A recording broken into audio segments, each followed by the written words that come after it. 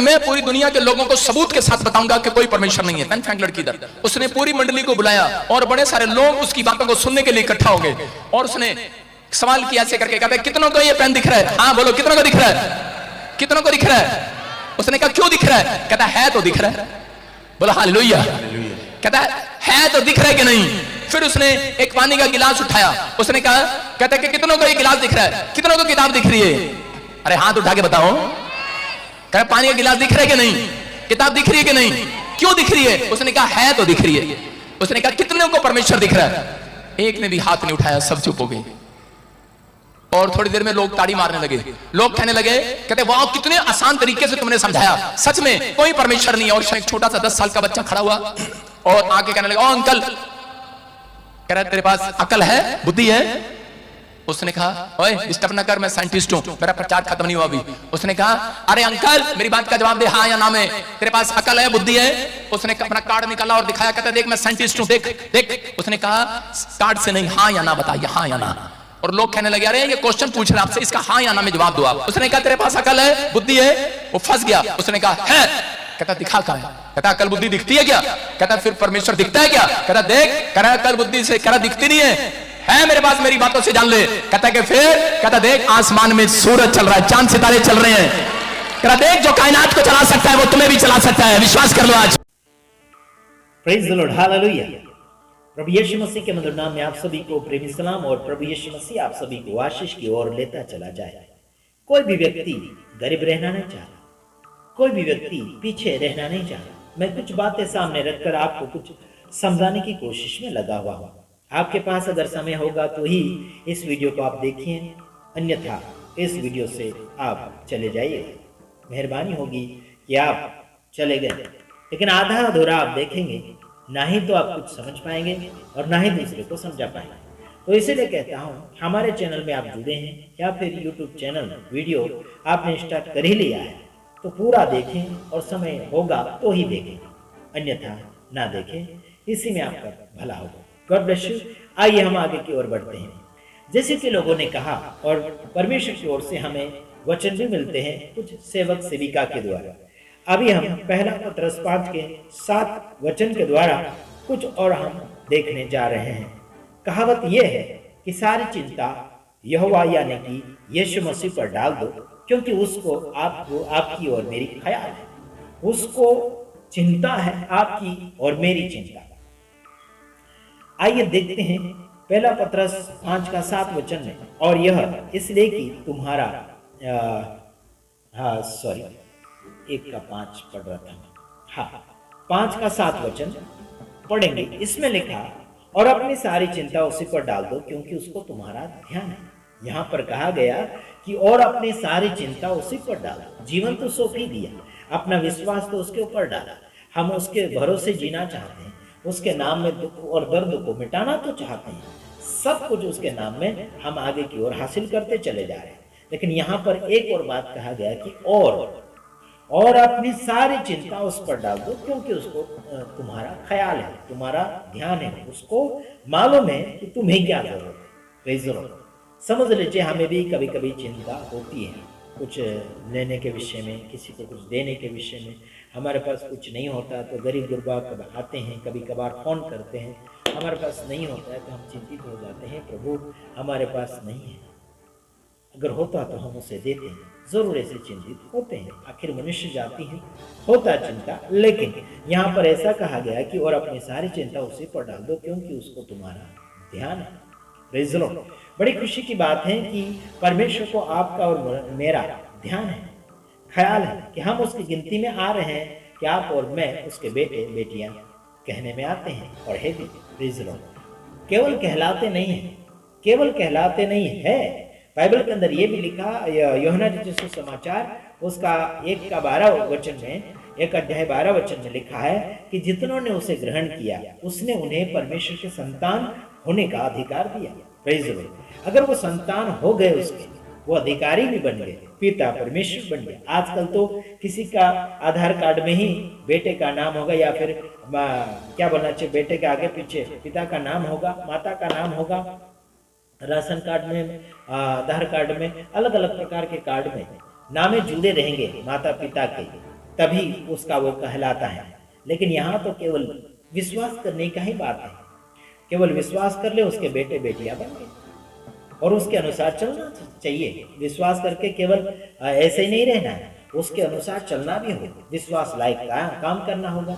हो सकता है परमेश्वर आपकी तारीफ करे, प्रेज़ द लॉर्ड, है ना। क्या बोलना चाहिए, बदनामी करने लायक कार्य ना करें।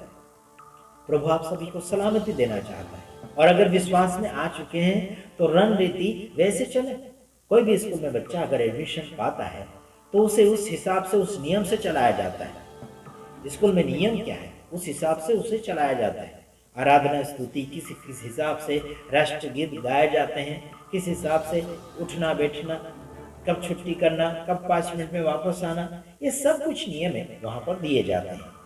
आखिर हमारे बेटे के स्कूल में कुछ ऐसे नियम हैं, वो तगड़े नियम हैं। 5 मिनट के बाद अगर लेट हो गए, स्कूल में नहीं पहुँचे, तो गेट के बाहर उसे खड़ा किया जाता है ना। राष्ट्रगीत पूरा होने के बाद में ही उन्हें अंदर लिया जाता है।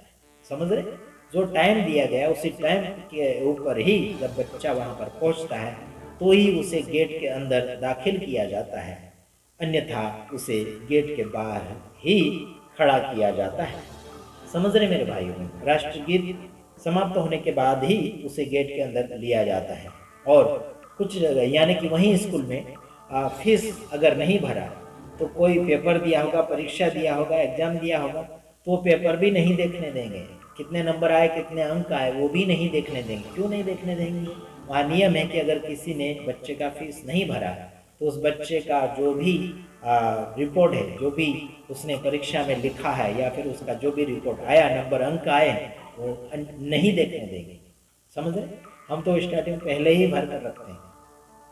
साल में 2 बार यानी कि 2 बार फीस भरना पड़ता है, तो हम साल में 2 बार फीस पूरा भर के ही रखते हैं।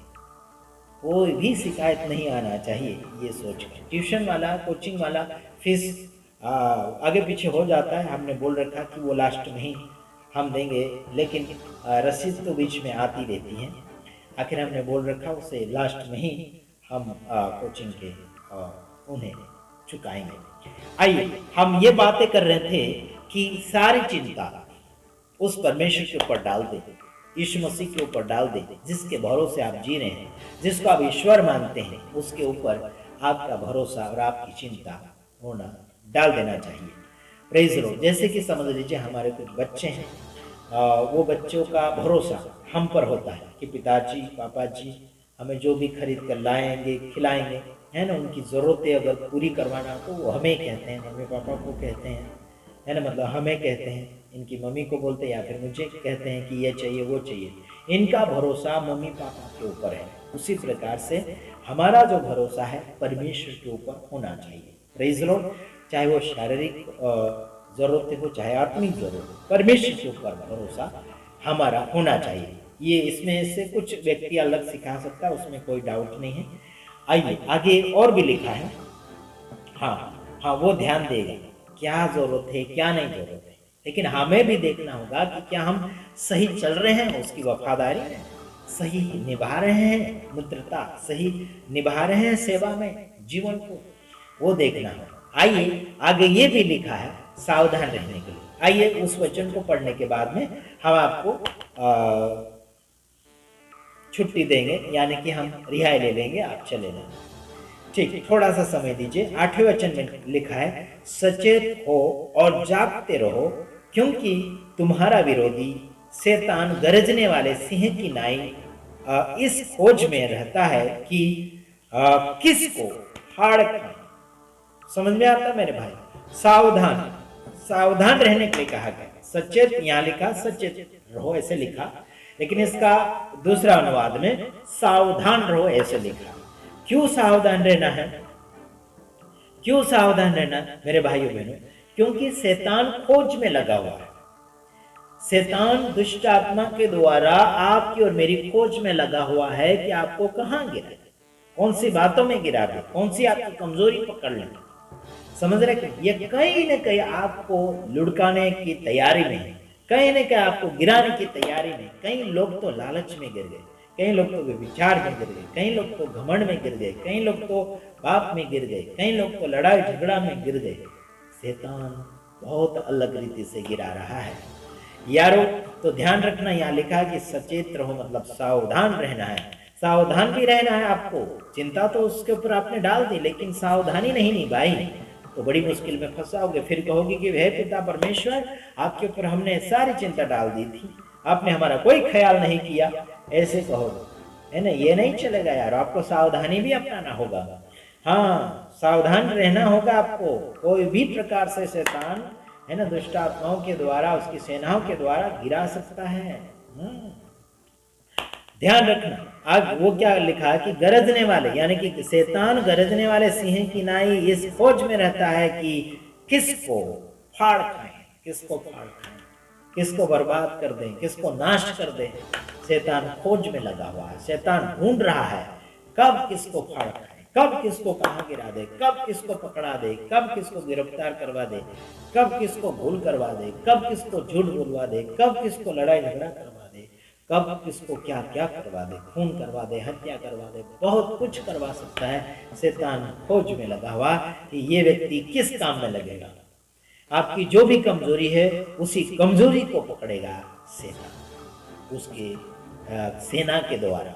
शैतान तो मध्य आकाश में है ही, वो वहीं रहता है, लेकिन उसकी सेना को भेजता है, आपकी कमजोरी को ढूंढवाएगा। इसकी कमजोरी क्या है, ऐसा करके आपकी कमजोरी को वो शैतान ढूंढवाएगा। अगर कमजोरी मिल गई तो वहीं पर आपको लुढ़काने की कोशिश करें। तो सावधान रहिए, वरना तुम फंस जाओ और फिर कहोगे कि हे परमेश्वर, हमने तो आपके ऊपर सारी चिंता डाल दी थी, क्यों नहीं संभाला, हम हमारी जरूरत क्यों नहीं पूरी करी, ऐसे आप कहोगे। हो सकता है आप लेट भी हो जाएगा आपको कुछ प्राप्त करने में, या फिर क्या बोलना चाहिए, आप परीक्षा में पास नहीं हुए, सक्सेसफुल नहीं हुए।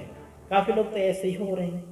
शुरुआत तो सेवा की स्टार्ट अच्छी कर ली, लेकिन बीच बीच में लुढ़क रहे हैं, बीच बीच में झगड़ा रहे हैं, बीच बीच में मारा पेटी कर रहे हैं, बीच बीच में लालच कर रहे हैं, बीच बीच में लूटपाट किया जा रहा है।